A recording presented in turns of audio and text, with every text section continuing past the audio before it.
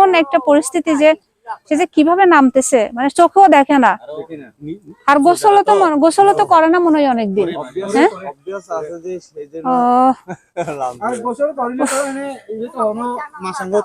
না মাটির ঘোড়া থামি তো তার আন্নাই মনে হয়। হ্যাঁ থামি আছে। ও আচ্ছা চা খাইতে যাচ্ছেন, আচ্ছা যান খান, খাই মুরগিটা জবাই করে রান্না করে ফেলিয়েন, আমরা সবাই আজকে খাবো বুঝছেন। আর ডিমগুলা সিদ্ধ করে দৈনিক একটা খাবেন। শক্তি বলতে নাই, তার শক্তি নাই, কিচ্ছু নাই শরীরে, কিছু নাই তার।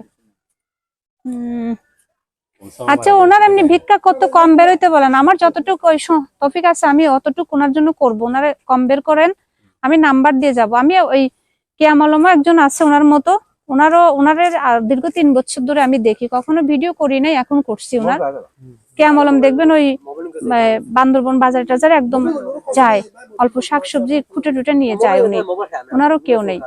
তো ওনার মতো এত নরম হয়ে যায় না, উনি আবার একটু শক্ত আছে। হ্যাঁ এটা আর কি।